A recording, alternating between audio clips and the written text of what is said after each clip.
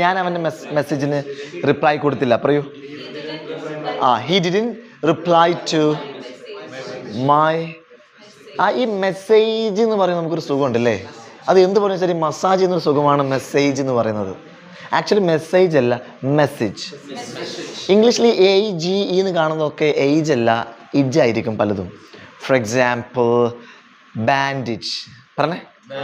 Bandage, bandage, bandage, advantage, advantage, passage, message, image.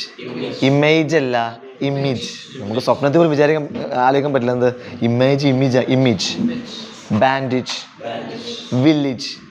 Village അല്ല, നമ്മുടെ village officer എന്ന് പറഞ്ഞാണ് വില്ലേജ് ഓഫീസർ ആവുള്ളൂ. Village, village. College, marriage.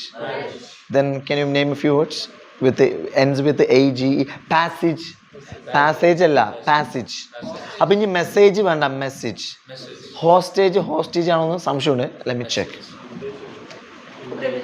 Privilege, correct. Privilege, not privilege. Dosage, yeah.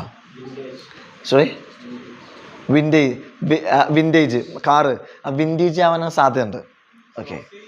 Sausage, correct. Yeah, yeah. അപ്പോൾ ഈ ഏജുകളെല്ലാം തന്നെ AGE എന്ന് കാണുമ്പോൾ ഒക്കെ ഏജ് എന്ന് പറയുന്ന പോലെ പറയണം. അപ്പം മെസ്സേജ് എന്ന് പറയണ്ട, മെസ്സേജ്. പറഞ്ഞേ, മെസ്സേജ്. ബാൻഡേജ് എന്ന് പറയണ്ട, ബാൻഡേജ്. മാരേജ് എന്നും പറയണ്ട, മാരേജ്. College, college. കോളേജ് അല്ല. അപ്പം അങ്ങനെയാണെങ്കിൽ ഉപ്പേരി വെക്കുന്ന സാധനം എന്ത് പറയും? ക്യാബേജ് വേണ്ട, ക്യാബേജ്. Cabbage, cabbage. പാസേജ്. അപ്പം മെസ്സേജ് എന്ന് ഇനി മുതലില്ല, message. I sent a message but he didn't reply to it. He didn't reply. അപ്പോൾ reply and reply. Suresh Gopi പറഞ്ഞ ഒറ്റ അക്ഷരം തെറ്റിയാൽ മതി, അർത്ഥം മാറിപ്പോകും. So reply, reply.